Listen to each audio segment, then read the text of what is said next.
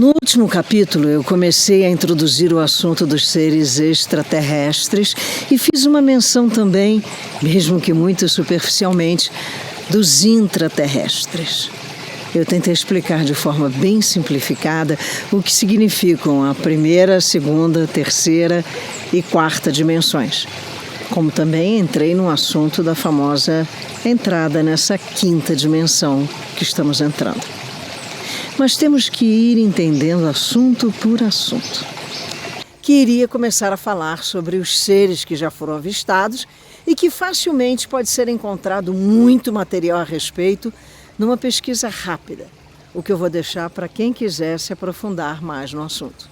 Aqui eu vou apenas dar as indicações com poucas profundas explanações. Como afirmei no programa anterior, sempre fui a que sempre acreditou. Meus estudos na ufologia acabaram por me levar à teosofia.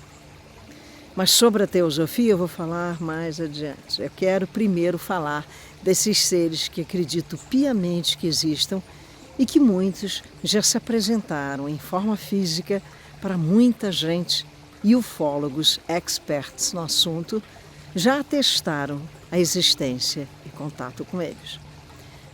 Depois que você começa a se interessar pelo tema, parece que uma chave é acionada e os encontros são feitos com mais facilidade. Creia. Eu mesma já tive a oportunidade de ver muitas naves, muito diferentes, em locais e situações diversas. Vi sozinha, assim como vi, na maioria das vezes, acompanhada. Reuniões com presença etérica de seres e até estar com um sujeito que recebia mestre Moria em corpo físico na sala da sua casa, em Brasília, bem no centro do país. Isso eu também só vou falar lá na frente, depois que o assunto da teosofia for abordado com mais profundidade. Eu vou introduzir esse assunto pedindo licença para ler um artigo publicado na BBC News. Quantas civilizações extraterrestres poderiam ser contatadas em nossa galáxia? Provavelmente 36. Essa é a resposta de um grupo de investigadores da Universidade de Nottingham, no Reino Unido, liderados pelo professor de astrofísica Christopher Consolais. A equipe dele chegou a essa conclusão depois de estudar quantos planetas na Via Láctea têm potencial para abrigar vida inteligente. Isso partindo da suposição de que a vida inteligente se forma em outros planetas de maneira semelhante a como aconteceu aqui na Terra. Diz o estudo publicado na revista científica The Astrophysical Journal. A nossa investigação sugere que a busca por civilizações inteligentes extraterrestres não só revela a existência de como se forma a vida, como também nos dá pistas sobre quanto tempo a nossa própria civilização continuará existindo, afirma Consolais.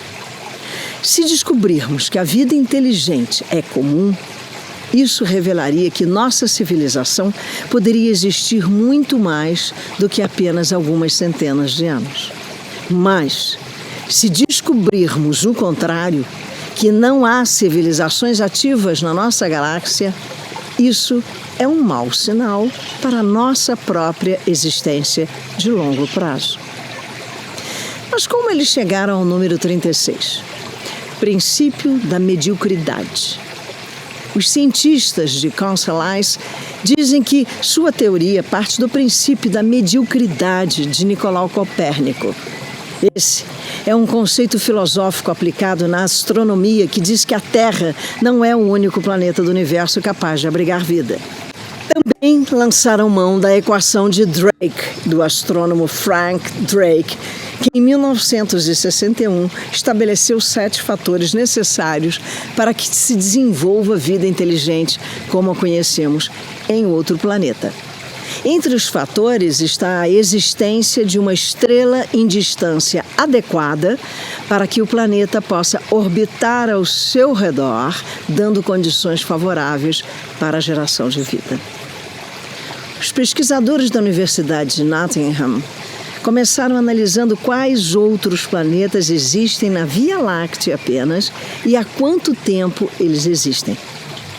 O número de civilizações, portanto, depende em grande medida de quanto tempo elas enviam ativamente sinais de sua existência no espaço.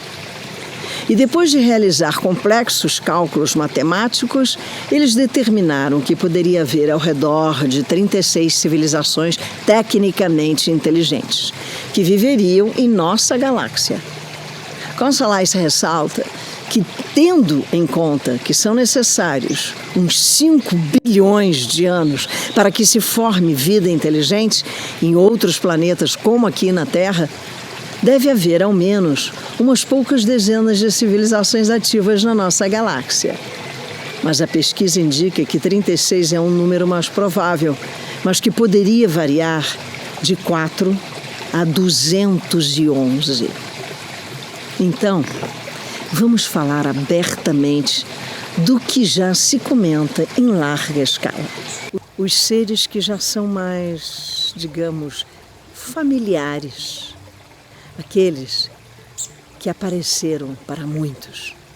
Vamos começar pelos arcturianos.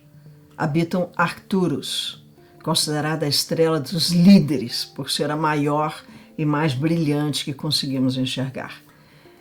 Ela que é 30 vezes maior que o nosso Sol, além de ser a mais brilhante da constelação do Boiadeiro, ou Pastor. Essa estrela está distante do nosso Sol 33 anos-luz. Lembra da explicação que eu dei no segundo vídeo sobre a velocidade da luz? Pois é, a grosso modo, cada 1 ano-luz significa mais ou menos 365 dias para nós, então está bem longe. Eles são aqueles que têm o aspecto mais parecido com o que se imagina dos seres extraterrestres. Para alguns, eles têm a pele azul esverdeada e para outros é quase branca. Na maior parte das vezes exibem uma cabeça avantajada, olhos desproporcionais para nós, pois são bem grandes em contraponto com a boca que é pequena. Segundo os ufólogos, são seres extremamente evoluídos, não só tecnologicamente, assim como espiritualmente. Por isso, acredita-se que foram os influenciadores do espiritismo. E são aqueles que ajudam as outras civilizações, inclusive a nossa, na evolução espiritual e na cura. Aliás, parece que em Arcturus não existe doença. Portanto, são os mestres da cura. A forte ligação deles com a fonte criadora os tornam grandes aliados na luta contra ataques alienígenas negativos. Aqui no nosso planeta Terra, o trabalho deles é árduo, pois somos considerados os menos evoluídos espiritualmente. É uma raça muito antiga, podendo ter mais de 3.000 anos à frente de nós, terráqueos. Se comunicam por telepatia, têm o poder da clarividência e da telecinesia, que é a capacidade de mover objetos de lugar. Suas naves são consideradas as mais modernas de todo o universo que conhecemos e são invisíveis e, de acordo com estudos britânicos, são os responsáveis pelos famosos círculos encontrados em campos agrícolas pelo mundo, os quais chamamos de agroglifos. Sem dúvida alguma, os arcturianos são seres de luz. Agora vamos falar daqueles que são puro amor. Os Pleiadianos. Estão no sistema solar das Pleiades, na constelação de Touro. As Pleiades podem ser facilmente identificadas no céu. São aquelas 7 estrelas juntas. Eles têm a forma humanoide. Chegam a medir na média 2 metros, são louros, olhos azuis, pele clara e por isso são também chamados de alienígenas nórdicos. Sua principal função é espalhar amor incondicional, que é a forma melhor de se elevar espiritualmente. Muitos afirmam que foram os seres que mantiveram contato com o presidente dos Estados Unidos, Eisenhower, em 1954, a fim de convencê-lo a abandonar a fabricação de mísseis nucleares em plena Guerra Fria em troca de tecnologia mais avançada. Porém, Eisenhower preferiu seguir negociando com os Greys, que propuseram que fossem mantidas as armas nucleares e ainda entregariam também tecnologia mais avançada. Estudiosos afirmam que os ancestrais dos Pleiadianos foram alguns dos planejadores da Terra, ou seja, parte do DNA da espécie humana carrega DNA pleiadiana também. A maior preocupação dos pleiadianos nesse momento é terem a consciência de que a humanidade terrestre está em grande apuro. Por isso, várias naves-mãe estão estrategicamente orbitando na atmosfera terrestre a fim de nos ajudar na passagem para a quinta dimensão, fazendo a transmutação energética. São seres de muita luz. Já citei o caso Eisenhower, então melhor apresentar os Greys, ou os cinzentos. Na verdade, são os mais conhecidos, digamos assim, já que foram eternizados pelas câmeras de Spielberg no filme E.T. Até hoje, a curiosidade me corrói em saber por que a escolha de um Grey para representar aquele ET tão doce criatura. Como citei anteriormente, eles negociaram não só com Eisenhower nos Estados Unidos para manter o programa nuclear, assim como fizeram a mesma proposta para a Rússia. Os Greys são do sistema Zeta Reticuli na constelação de Reticulum no hemisfério celestial sul, a 39 anos-luz de distância da Terra, aproximadamente 194 trilhões de quilômetros. E evidências afirmam que estejam atuando na Terra já há muito tempo. Caso claramente divulgado no famoso incidente em Roswell, e para quem não sabe, foi a nave que caiu em julho de 1947 no Novo México, nos Estados Unidos. Caso também registrado em Minas Gerais em 1996, deixando um dos seres que ficou para trás, gerando o famoso caso de Varginha. Esses seres são os que mais aparecem quando se apresenta a evidência de seres extraterrestres. Talvez seja mesmo porque eles se apresentam com mais frequência, por fazer parte do que muitos afirmam ser o projeto para a evolução da espécie Grey. Por quê? Porque são seres desprovidos de emoções. Têm uma tecnologia avançadíssima, mas não sentem. São carentes de sentimentos.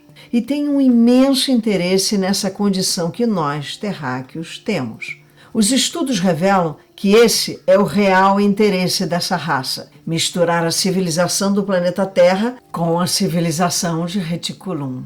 Será que é disso que se trata a Área 51, super restrita, lá em Nevada, nos Estados Unidos? Só que são altamente bélicos. Ao meu ver, seres que são associados a armas nucleares não me parecem ser seres de luz. Deixo aqui a reflexão de cada um para decidir sobre esses seres. No próximo vídeo, trarei as outras raças que já foram catalogadas e vocês entenderão perfeitamente onde quero chegar a partir desse ponto.